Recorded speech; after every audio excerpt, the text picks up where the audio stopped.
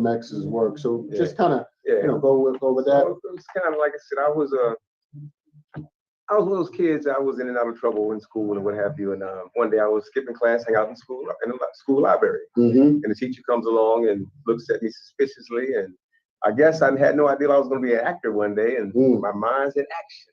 And I randomly grabbed a book, and the book happened to be a book about Malcolm X. It wasn't the autobiography, but it was a book about Malcolm.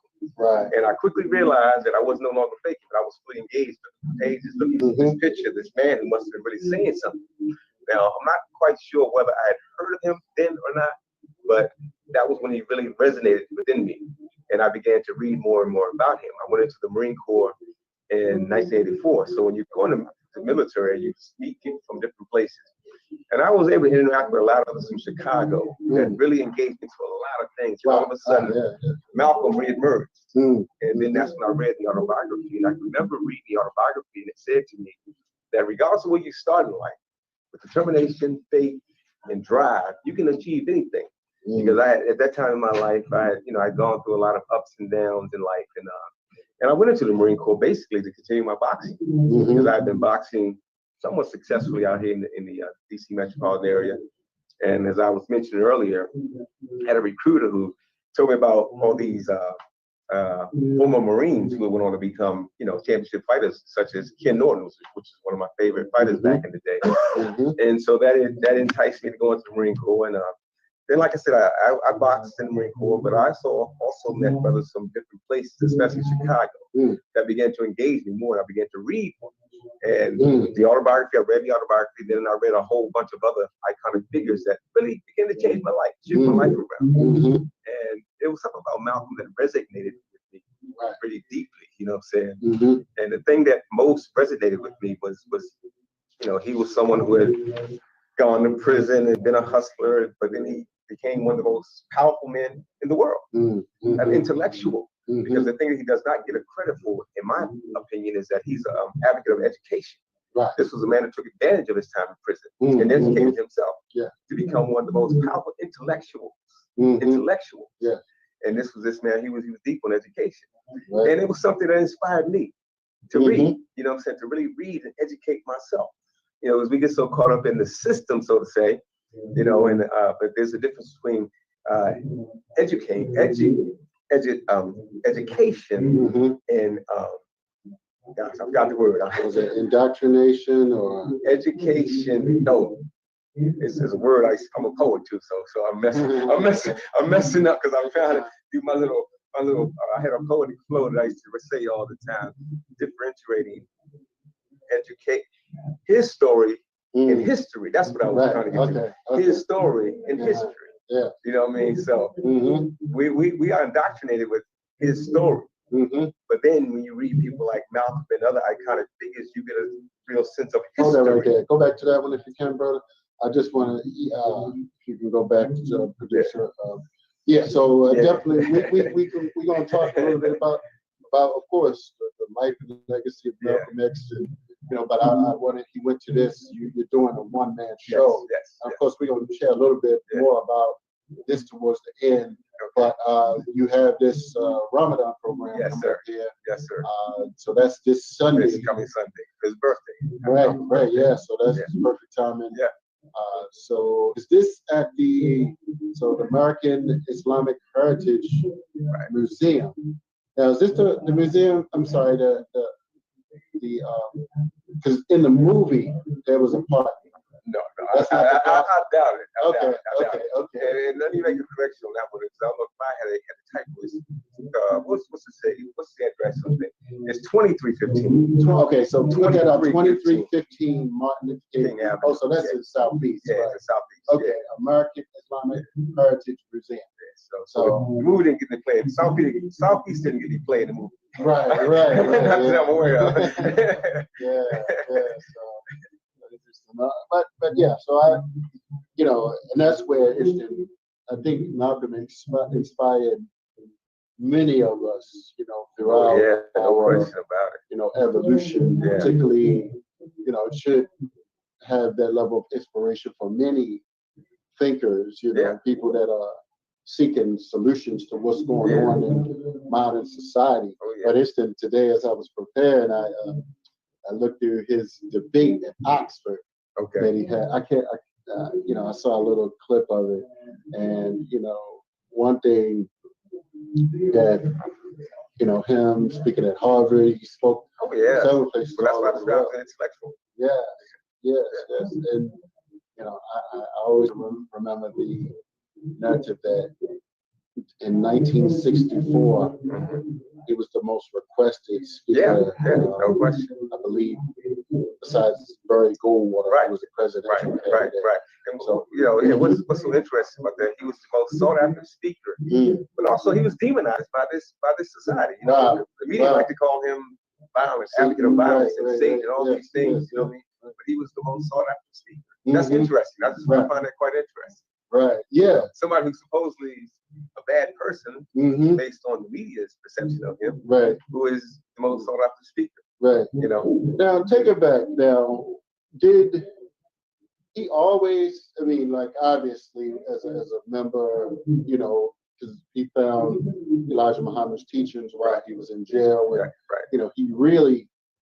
I mean, I'm not going to say built the nation, but he played a big role in it. Let's be clear about that. Right. He did. No doubt, because I mean, if we look at it, Elijah Muhammad was still, a little older, and so they needed somebody to reach the younger, more enthusiastic, and that's what Malcolm did. The harder work. When Malcolm came out of prison, the Nation of Islam was very much a small group, and then from the time 1960 until 65, the group just expanded because he traveled around the country, lectured on college campuses, made TV appearances, and he found the Muhammad Speaks. To broaden the teachings. Right. So he played a tremendous role in the expansion of the nation. It's not necessarily against Elijah Muhammad, not at all. But Malcolm was one that really grew it. Right. Right. And I think he had a radio show, and then. Before, I don't know if that was before the Muhammad Speaks, they had Amsterdam News. I vaguely remember you talking about it, but he had been in radio. I'm not sure he did radio per se, but I know he was featured all the time on different radio shows. I have a lot of stuff. You can find a lot of stuff online. Yeah, different things he was featured on. Absolutely. And I mean, he was just so profound in his knowledge about a number of things. Yeah. Agreed. And that's why I call him an advocate of education. Right. Yeah. Right. And you said something earlier. He played such a role in many of our lives, young black men's lives, and he forced me to be a critical thinker. And this is what I try to encourage young people. It's so important to be a critical thinker. Just accept what is given to you, but think of it a little deeper than what may be just present right there. Right. Yeah. Critical thinking skills. And one thing that he actually did, he was able to travel a lot over the United States, and that expanded his consciousness. He called it broadening his scope. He called that broadening his scope. That was the word he used, broadening his scope. And that's what it basically was doing, just expanding his consciousness, level of consciousness. Right. So with you doing this, and you said that how long you've been doing this? You do a one-man show. Yeah. Let me just kind of explain to the audience. You do a one-man show where I do quick changes, and so what it is a one-man show. And I've seen it. So let me tell the story based on the autobiography. Okay. And just really using quick little changes, changing the jacket, a hat, or whatever, to depict the periods of his life, the prisoner, early Malcolm, and then at the end I go to Mecca, and the verbiage changed a little bit. He was still the same Malcolm. See, a lot of people think he changed so much, because Malcolm, he was about, his main objective was about black people. It was, but then he began to speak about oppressed people, because the system in which we lived in was about the haves and have-nots. Because poor white folks, they would put you in the same category as us. But and so he was about black people, but he was also about this country's greed and really elevating those who have and using those who have not to grow. Yes. So he talked about those things as well. The more the international understanding exactly.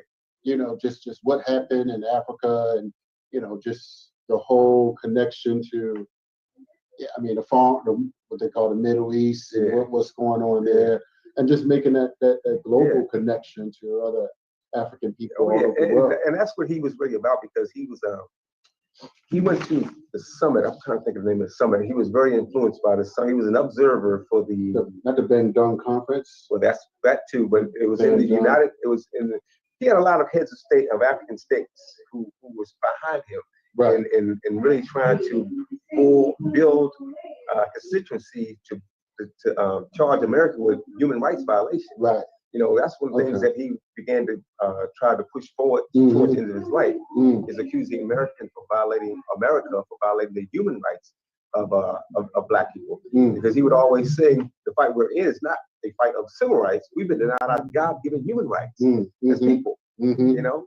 And so that's pretty heavy when you think about it. And you think about it, we have a country that talked about freedom, justice, and equality for all, but you have a race of people who are denied access to certain services that they pay taxes for. You know, it doesn't make any sense. You know, he would always talk about, America doesn't practice what it preaches. Right.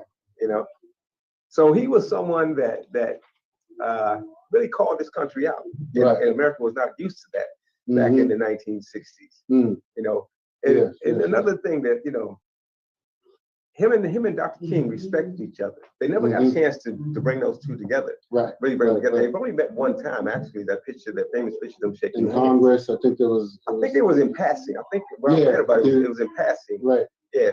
I'm not quite sure whether it was. It was over some kind of bill that was maybe some kind of. But it wasn't like they were going to have. It wasn't like they were sitting down and have a discussion. No. But it was kind of in passing. Right. I think it was the halls of Congress. And I think they were trying to make that happen, and the powers that be didn't want to see that happen. But just think about it, because that's another play that I do. It's not a play that I wrote, but a play called The Meeting, which is about what would happen had Malcolm and Martin joined forces. It's a fictionalized story, but it's very The Meeting. It's very well written, and just gives you the different philosophies going back and forth. And then at the end of the play, at the end of it, they kind of realize that we're really trying to achieve the same goal.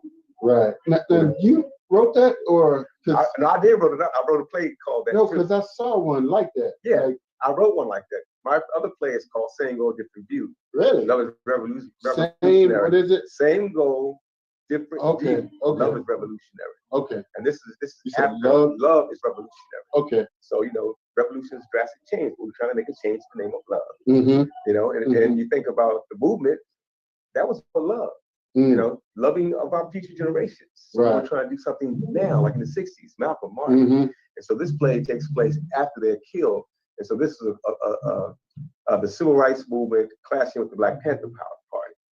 Which Malcolm. No, you said your play is? My play. I don't want to. You said the civil rights movement clashing with the Black Panther. That's what my play is about. Okay. My play. Right. So yes, I wrote a play.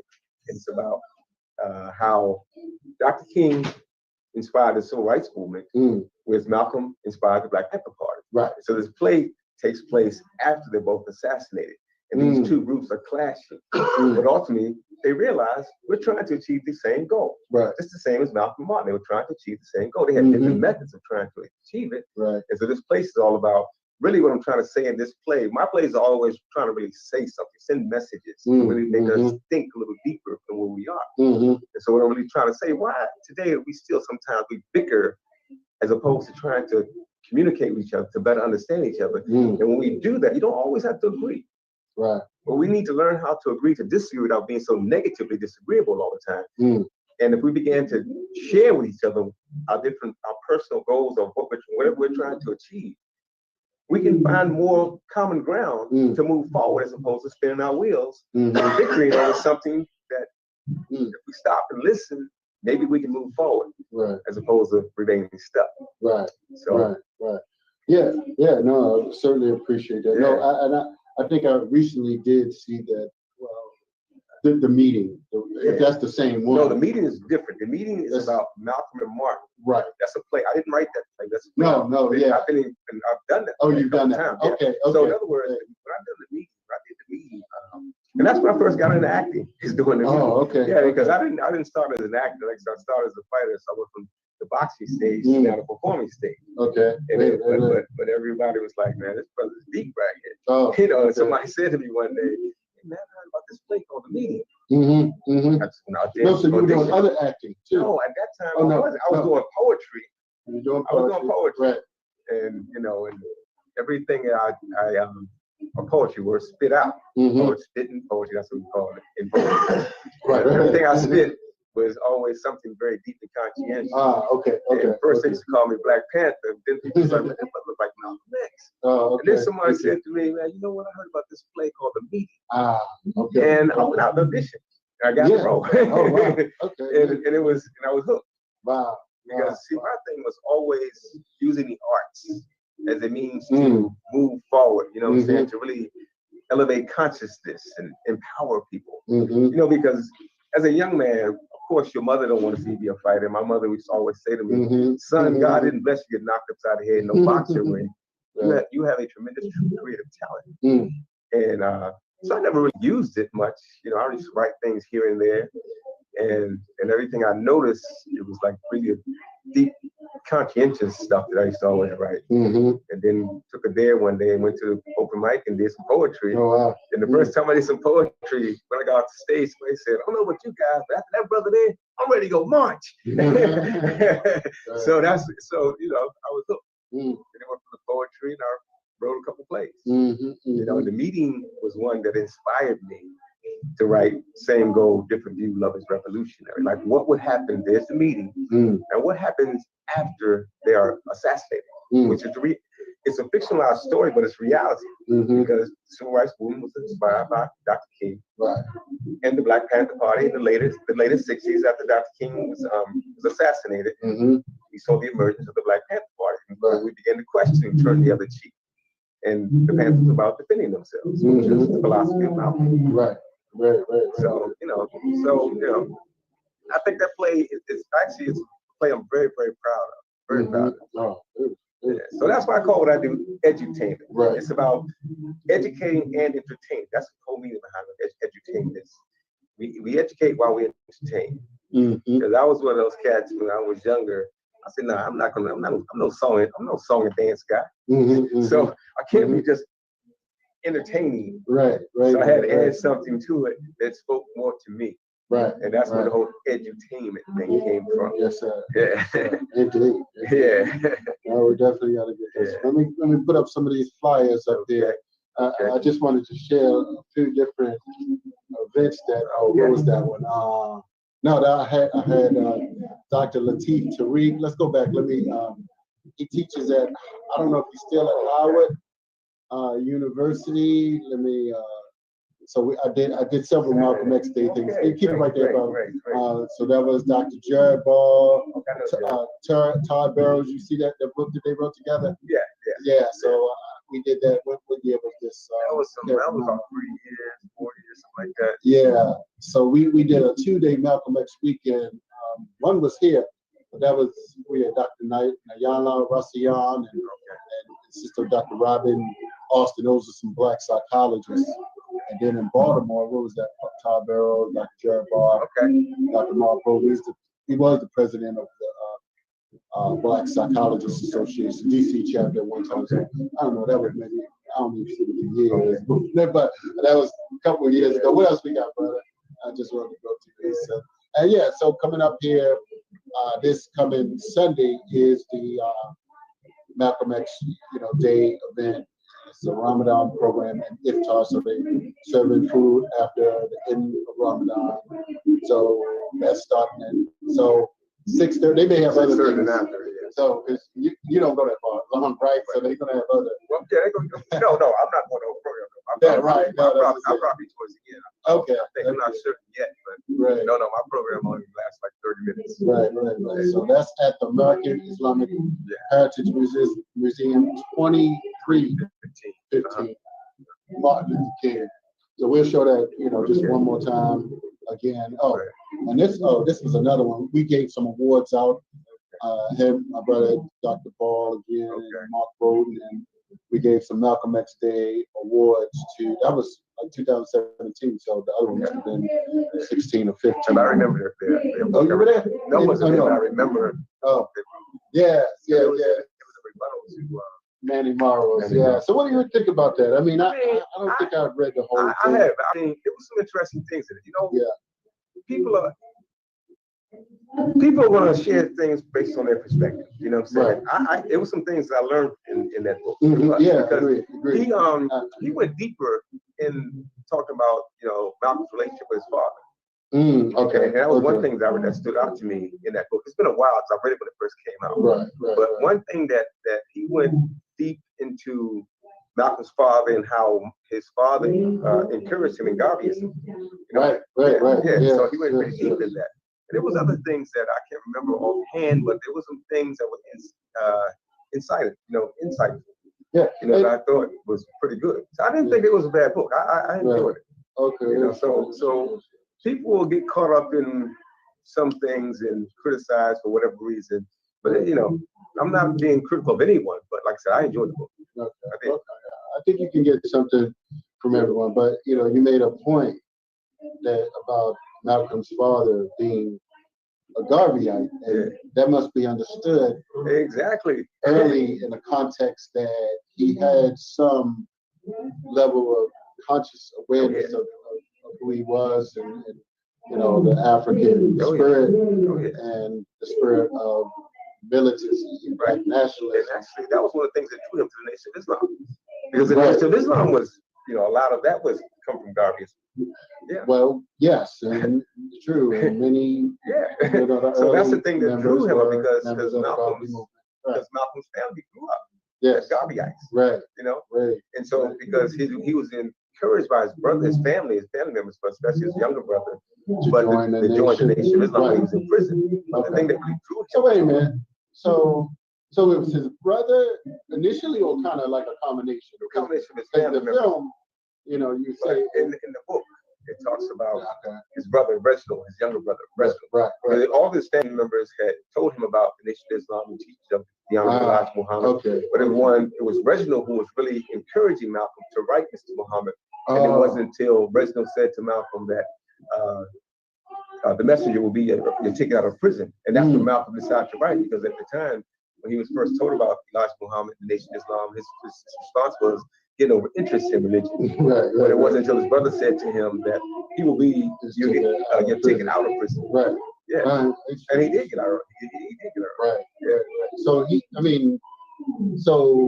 just in terms of him being reformed, you know, I mean, did he serve like all his time? Or no, he served 6 or 10 year sentence. Okay, right. So actually, this is in the book. That's no brief reading from the book. It's actually his brother Reznor was right in the teachings, because the teachings helped to change him. He began to be reformed. He was in Charleston prison at first, and he met a brother by the name of John Benbury, who really got him reading and began to go in the library with him. And then when he went to Norfolk State Colony, that was the prison that his family members encouraged him to go to, and that's when they told him about the teachings of the Honorable Elijah Muhammad, and he took it a tad deeper. You know, his studies a little deeper, and then that's when he eventually converted to the Nation of Islam after writing Mr. Muhammad. Right. Yeah. So it's a very powerful story.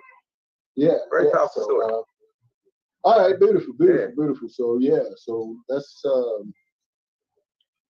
talk a little bit, you know, go into, I actually have Brother Zach Condo's book here. Okay. And let me just kind of mention something. I know Zach, good brother. Good brother. Right. Let me, just, matter of fact, he was on one of those, I think the flyer that I had up there. We did a program together some years ago. Really? At the former Audubon Ballroom. At the Audubon? It's called the Malcolm X Betty Shabazz Education Center now, but it's the former Audubon Ballroom. Right. And this was some years ago. Right. We did a program together. Yeah. Okay. So I know well. Yeah. So interesting. When I did it was Jared Ball. I don't know if I did a panel discussion or was it Zach by himself, but I think I'm there. Vaguely, I think I've heard that. I think I heard it. Yeah. So so coming up here, his life, joining the nation, Would he transition at 39 years old? 30. Malcolm, yeah, 39, yeah, 39. So, and that Dr. King was same age. Right, that's just ironic. Yeah. And the thing about it too was their views began to change towards the end of their lives. You know, people just talk about with Dr. King, I have a dream. Right. They don't get into, like, for instance, beyond Vietnam and some of his later speeches where he became more quote unquote militant minded and began to question turn the other cheek. Whereas Malcolm became maybe a little more inclusive towards the end of his life, where, you know, it wasn't as what some people would say harsh. That's what I'm repeating what other people may have said. Right. I never thought it was harsh. I just thought he was very to the point. Right. You know what I'm saying? Right. And he spoke to me. And, you know, I wasn't here when he lived, but just through his reading and the things that I've studied over the years, videos and things of that nature. Because, you know, we live in an age now where it's nothing you can't find. Right. You know, so I tell young people there's no excuse nowadays. You know, back in the day you had to read this thick book to try to find about things, and now you just go online and you can find out whatever you want to find out. Yeah. Let me just read this part, because Zach is out of Baltimore. I think he's at Coppin now, if I'm not mistaken, but he's at community college. But I'm just gonna read this part of this forward, not the whole thing. But he said, "This work will not make any friends. Officials of the U.S. government and some of its tentacles will surely not appreciate it. Devout members of the Nation of Islam will not appreciate it. Whites believing the U.S. government is moral and democratic will not appreciate it. Many Western-trained historians who reject conspiracies will not appreciate it. Many blacks who believe that some of our leaders do not make mistakes and who are memorized by the code of personality will not appreciate it. Why then should I, at age 33, jeopardize the welfare and security of myself and my family by writing this controversial work? The reason is my wife and I are soldiers dedicated to the liberation and empowerment of our people, and it is our responsibility to uncover and share the truth and live by it. If we do not accept this task, then who should?" Right on. Yeah. So that's by Zach Kondo. Oh yeah. The conspiracies unraveling the assassination of Malcolm X. I have that book. Yeah. I'm sure you do. No question. Yeah, there's several others. You know, and that forward is deep, man. That's right on point. Right on point. Indeed. Yes, sir. Indeed. So no, I'm read that some years ago. And Paul Lee. I have too. It's been some years since I read it. Yeah. So but we have to always know that there were different hands, playing different people. And we have to realize that this is a reality today, perhaps on different levels. But have anybody ever came up to you after, and how long had you been doing this total? I've been doing the one-man show since 2013. Okay. Yeah. 2012, 13. Okay. I started working on it in 2012 and actually started doing it in 2013 because I got invited to a tour. Matter of fact, the festival I'm going to in June. Festival, but I had done small little. Where it's going to be? Oh, that's in Greenville, South Carolina. It's called Chautauqua Festival, and the whole thing is about bringing historical figures out of books and bringing them to life. Oh, wow! And so the whole thing is, you're kind of telling your story. You're telling who you are and your significance. And every year there's a theme. And this is a funny story. So when I first got there, invited in 2013, they tried to make the theme outrageous Americans. I said, hold on, I'm not comfortable with that. It was outrageous. And I said, I'm not comfortable with that because there was nothing outrageous about Malcolm X. Wow. And I stood for that. You know what I'm saying? I said, because there was nothing. Think about a black person. Isn't, you're not black, of course, but think about that. What black people are going through in the 50s, 40s, 60s, in the time that Malcolm was really prevalent in the 60s. Nothing outrageous. There's nothing outrageous about that. He stood for the human rights of people. So I'm not comfortable with that. So they changed it to American Legends. And so that's why I call my one-man show Malcolm X, the American Legend. Okay. So that was the theme then. And so it went very well. And so I had done small little skits. I had been invited to the Malcolm X Basic Educational Center, like on 2 occasions when I did like a quick in New York in Harlem. Okay. I've been invited there to do like a small little tidbit, one of his speeches. And I had some of those things on YouTube. These folks had found me on YouTube from it's called the Chautauqua Festival. Okay. And he asked me to have a one-man show. Wow. So right away I said, yeah. Right. And I got to write. Okay. I got to write. I started writing in 2012. The festival was in 2013, and it just blew up. Wow. And so the thing that really blew me away about it, because when I went to the website for the Chautauqua Festival, I noticed that it was mostly white audiences. So my first question was, how are these white folks going to receive, no disrespect to anybody, but how are they going to receive Malcolm? Because I know there are many perceptions. Right. And so when I first got there, one lady, she just said to me personally, she wrote it on the webpage. She said, I'm surprised that you guys invited Malcolm X. Because every time I saw the finger, it reminded me of Hitler.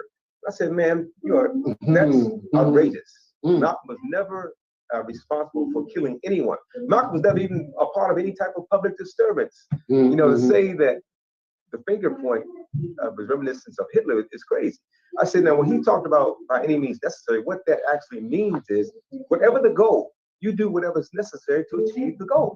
Whatever by any means necessary. People took that and ran with it as if he was advocating violence, but really his goal was to freedom, justice, equality for Black people. And I'm going to do whatever's necessary to achieve that goal. And there was nothing violent about that. It was violent being cast upon us, of course. And he basically said, we're going to defend ourselves. We're not going to sit back and allow you just to beat us. Absolutely. And I think that's the average person is going to do that. I mean, the average person is going to say that. But even though he said some harsh things about Dr. King early on, but I believe based on things I've read and studied that they really did respect each other, especially towards the end of Malcolm's life, when he really began to try to reach out to Dr. King towards the end, because actually he went down to Selma to try to meet with Dr. King, but Dr. King had been arrested in some type of civil rights protest or something, and he did get a chance to speak with Coretta. So as we know about COINTEL and all those things, they feared those two coming together. So some people call this conspiracy theorists, those type of things, but I really do believe those things are actually true. No question about it. Yeah, it's interesting. I remember I saw what's the movie? J. Edgar Hoover movie. Oh yeah. And man, that guy he like was sinister. And the thing about it, he reigned terror for a long time because he was one of the persons. He goes back to he was one of the ones to get Marcus Garvey deported from the United States. Yeah. So that's how far he goes back, and and also the COINTEL probe killed many Black Panthers. He had Malcolm under surveillance. He had Dr. King under surveillance, and everything Black leader you want to think about, he had them under surveillance. And illegal tactics. And the whole thing was trying to what they call it to kill off a Black Messiah or something like that. That was his whole objective. Was to prevent the rise of a Black Messiah. Two books I want to mention, dealing with that: Agents of Repression, and I think I'm not sure who the author of that one, but Agents of Repression, and there's one called FBI and the War on Black America. I think I've seen that. I think it's from 1960, but it's the FBI and the War on Black America. There's a FBI War on Tupac, but FBI and the War on Black America. I think it's called Racial Relations. FBI War on Black America. I think I have everybody want to, check those out. But so we talked about the role of just these different agencies and how Malcolm, really one thing, where he began to realize that perhaps it may not necessarily just be the Nation of Islam. He talked about that. Something about, he knew when he was in Egypt, that people were following him, but then the France being banned took Was that France? Yeah, it was France. He was Okay. banned from France. And he said Elijah Muhammad's hands are not reaching way over to France to be able to prevent him from entering the country. So he was like, he doesn't believe the nation had that kind of power to convince another government agency to prevent him from coming there. Right. Yeah. So that's when he knew it was far deeper than just the Nation of Islam. Right.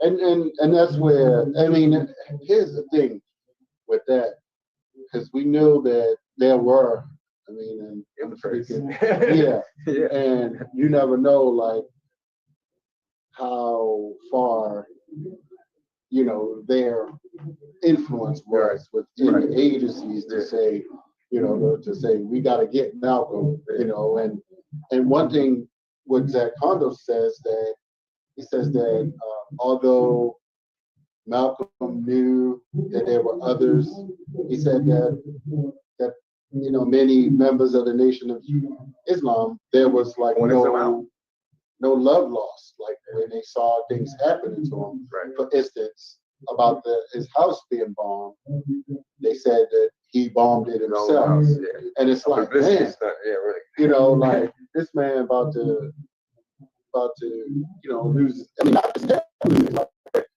possibly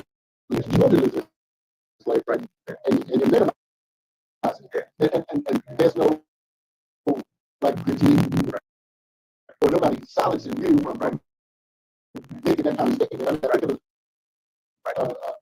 I'm sorry. That's the movie changed. I think it might have been John Allen. I'm not sure. John Allen said that. The sad thing about the whole thing is that, you know, we allow different forces to get us against each other. We were talking about earlier, that spread those half-truths lies that made us go against each other. Because the thing that's so sad about it is that the objective was really about empowering black people to lift us up more. And we allowed other forces to hit us against each other. And that's one of the saddest things about history, that as I was talking about plays, is making me mindful of now, that we need to move from beyond all the victory and name calling and really just try to communicate with each other, try to better understand each other so we can move forward. That's what it's all about, forward motion, as opposed to taking over things that don't mean anything. You know, so that's one of the things that I'm proud of to keep alive, like I said, Mr. Malcolm, is using that, you know, my creative spirit to really speak that. You know, I do take the liberty of taking some of his speeches and adding things to it to speak to today. Even though we live in a world where you listen to Dr. King or not, there's so many things that relate to right now. Yeah. So I will try to twist little things, you know, to make it like this one part of my play. When his father was murdered, and his father was murdered down the drain, and they tried to say it was an accident. And then when the mother tried to collect his insurance policy, they changed it to an accident to suicide, to deny payment. You know, and I said, so it makes you question whether Black lives really matter.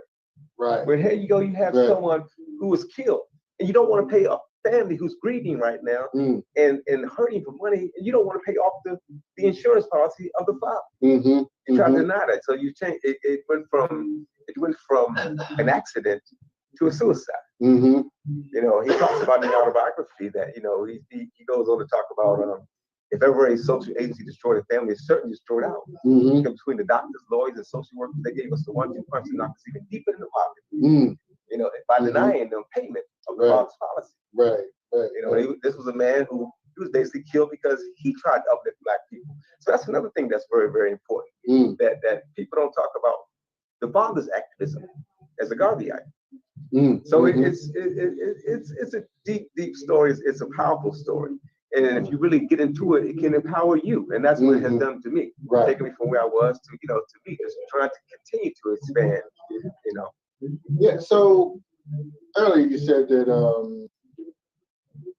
did you say that you 4 years ago you had considered, or recently did you consider like stopping? No. I was talking about I facilitated. The facilitator. I had a group called Gathering Men. Yes. I did a group. My thing is about really gathering the men, right? Understanding our purpose as men. You know, God ordained us to lead. it's not all about what you believe in, your religious affiliation. We allow that to divide us too much too, in my opinion. You know what I'm saying? So my group, Together Men, was about men coming together, understanding God's divine loving spirit that lives inside of all of us. It's not about what you believe in or who you call God, but about men coming together, understanding our role. And when men come together with the common goal of trying to become better men, better leaders, better fathers, better husbands, better men, the world becomes better. So I did that group for 4 years, and so that's what I was talking about. I felt like it had run its course, and because before I did it, I was a part of a group called Men on the Move at Intervision Spiritual Life Center. And so when I started doing it, I felt like there was a need for it. And so when I stopped recently early this year, I'm hoping that someone else feels a need to pick up that torch and rekindle it. So I felt like it was time for a different voice to lead it. You know, I did 4 years, and I'm very proud of that. You know, and because the one thing that I would get from people, brothers, all the time is like, I've never been to something like this where you can really be open, honest, and share about what you really feel, whatever it is. You know, it's something empowering about men coming together. You know, and we're trying to be better, men. You know, and so that's what I've tried to do most of my life. And so portraying Minister Malcolm heightens that even more, because it challenges me to always look within myself to make sure I am practicing what I'm preaching, my manhood. You know, am I being a good example? You know, we all fall short here and there. But you know, in studying Malcolm the years I've been studying him, my consciousness has been spoken to many times before. Say, all right, brother, you got to step up a little here, step a little, and doing the guys that did that as well. Because I used to put the programs together and challenging us to think about different things, whether it be manhood, being a husband, what kind of father you were, and what have you. And so putting those lesson plans together also forced me to look at myself. And say, whoa, you gotta step up your game a little bit, bro. You know, so that was the good thing about it. So it got to a point where I was like, you know what, it's time to pass the torch on to someone else. I think it's a very powerful piece, you know, because I know what it did to me when I first got engaged in the significance of men gathering together. I was coming out of my failed marriage, my first marriage, and I was somewhat broken, you know, because I came from somewhat of a broken home, and you know, and my marriage didn't work out. I had 2 kids, and when the marriage, and one of the things I really wanted to do, put a lot of energy in, because I didn't witness a good father figure. You know, he wasn't really that much. He was there. He was in the house, not much engaged in our lives. So I wanted, when I got married, to be a good role model, good husband, good father. I did the latter. I feel proud. I'm very proud of my fatherhood, because I have my daughters now are 27 and 34. That's one of my greatest accomplishments. My one just got married, and the second one, she just had, her son is maybe a year and a half. And the men in their lives, I'm just so proud of. They're very powerful men, you know what I'm saying? Because, so that was kind of validation for me. You know, they say women end up marrying men like their father. You know what I'm saying? When I talk to these guys, I can only talk to them, you know, the one that got married, the one that married my youngest daughter, he came to me 3 years prior to marrying her and asked, could he date her? And so I was like, wow. I hadn't heard that. That's cool. That told me that he had been reared with good roots. His roots were good. Good parents, you know, he was molded well. So to come and be in that manner to ask me, could he date my daughter? I was like, wow. So when the marriage came, I already knew that's the next step. So, you know, that's a positive. That's a very so all the accomplishments that you know desire as a father. I mean, that's to see them happy, man. That's to see them happy, and you know, every day I see them, I'm more proud. You know, now you know they live in their own lives, but I felt like a good foundation was laid, and they're doing well in their lives. They're both doing well. So I'm gonna, like I'm doing now, smile when I talk about them. You know? So now you got a tour coming up outside of, and we're gonna show that one more time. But so you got a tour Yeah. coming up here, so let's discuss that. Yeah, that's in Greenville, South Carolina. I alluded earlier. I went on the same place Mm-hmm. in 2013. They invited me back. Okay. Here in, beautiful. In 2019. Okay. So so it's all about bringing historical figures out of books and bringing them to life. Right. So as I mentioned, that tour I went through the controversy of the theme, right. and I got what I wanted, what I was satisfied with, which was American legend. Right. This theme, when they told me about it, I said it speaks directly to Malcolm. This theme is it's revolutionary. Oh, so it gives me a chance to really maybe bring it a little deeper, a little harder, maybe. Wow. So I said, there's no way that you cannot invite Malcolm X to this particular festival. It's revolutionary. It's Malcolm X all the way live. So they fly me and my wife out there. My wife is kind of keeps me at an even keel, because the organizers of the festival, we have a little run-ins here and there, but my wife always keeps me at a real even keel. I'm a very passionate individual, and sometimes passion can be mistaken for anger, which was also Malcolm. Malcolm was a very passionate individual, was passionate about the well-being of Black people, but everyone interpreted it as anger, But he had a right to be angry. Look what was happening to our people back then. Come on. Right. Indeed. It's amazing to me sometimes how people question that. Don't you think he had a right to be angry if it was really all anger like you say? Right. Like you say it is? Right. Absolutely. So let's wrap up here. And what else we can put that back on the green on anything else you think? Yeah. But let me say a little more about that tour. It's so powerful. What I like about it, like I said, I do a 30-minute piece telling about his life, and I go from Malcolm X, the little boy who he didn't watch, but his father was murdered. Right. His mother was institutionalized. He was sent to the foster care system, sent to several homes. He was told he couldn't be a lawyer because he was Black, and prison, and the rest of the story. And so I tell that story in the one-man show. And then after the introduction of who I am, I have to answer questions, a 15-minute question answer, and nothing can go beyond 1965 because, of course, 1965 is when Malcolm was murdered. So the questions can't be asked me beyond 1965. So people engage me with questions, and then I'm asked questions as me, as Derek. Okay. So it's a very powerful piece. Wow. It's very powerful. So I can do the reenactment, questions as Malcolm in character, and then questions as me, Derek. Wow. And so it's very powerful. So I'm so honored to be going back there. And I, gained some fans that I contact on social media. And, so I'm excited about going back to Greenville, South Carolina for the second time. Wow. Yeah. Okay. All right. Beautiful. All right. So let's put out your contact information, and we're going to go to the video in a second, but I'm going to make some announcements. But we've had Brother Doug Johnson on. He does a one-man Malcolm X show, and he'll be doing that this coming Sunday, May the 19th, 6:30 to 9:30 at the American Islamic Heritage Museum, 2385 Martin Luther King Avenue in Southeast Washington, D.C.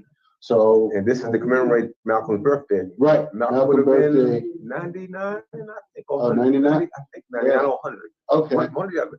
Okay. Yeah. Okay. My math is a little off right now, but yes, this is also commemorating his birthday. Oh, beautiful. So let's put your contact information out there. If people want more information to book you or have you come in and do this presentation as well. So I can be reached at Derek Johnson, DARIC Johnson 63 at gmail.com, or just call me at 202-427-2414. Okay. All right. Before we go to that last and final video, just want to announce, what's going on. If you heard in the background, Appeal is in the building, DJ One Love, and so we're going to go out there in a second. Who else we got there? Brother Brandon and Reggie and Halima, Brother Kalichi, Dr. Kalichi is there. Okay. Appeal. And then I just saw this Malcolm X event in DC this Saturday, 1 to 5 at Umoja House. That's Baba Lumumba. Baba Lumumba, yes. So Yeah. He does it every year. Yes. So I'll see if I can make it over there to DC Saturday. I know I got something Sunday. My senator, actually, that's her birthday too. Okay. My senator in Baltimore, she's actually from Jamaica. Okay. So, but also Friday at the Thurgood Marshall Center is Baba Kaba Kamini. Yeah, I know him So too. that's in the evening. He's also in this documentary called Race War. Okay. So I do have copies of that. Okay. Well, few people are in that Race War documentary. So what's the piece he's doing at Thurgood Marshall? Let's see. He's the continuing legacy of Professor William Leo Hansberry, the architect of American African Studies. Okay. So that's going to be interesting. I mean, I know parts and pieces of Leo Hansberry, but I mean, I know Dr. John Henrik Clarke talks about him a lot. So that's another iconic figure. Yeah, Malcolm was very much. Absolutely. Yes, he learned from John Henrik Clarke too, because actually it was John Henrik Clarke and Malcolm that started the OAAU, the Organization for African Unity. Wow. Okay. Because they were inspired. Well, Malcolm was inspired when he went to the summit, the African Summit, which was like heads of African states decided to come together under one collective voice and rid the continent of colonialism. And Malcolm was an observer there, and he came home. Him and John Henrik Clarke and other Black nationalist leaders formed the Organization of Afro-American Unity, which is modeled after the Organization of African Unity at the conference. Right. That's a good point. Good point. Thank you for mentioning that. So that's why I can make this one for sure for Friday. I don't know about Saturday. I might try to do that myself. I gave you that one. So I already know what time it is. So, but all right, everybody. Thank you, brother, for tuning in here. We're gonna end out with this little clip. It's a eulogy, Ruby Dee's eulogy of Malcolm. Still powerful. X. So hopefully we can get that up and close on out here.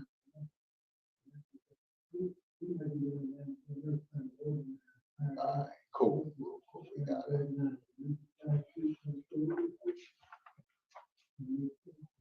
it.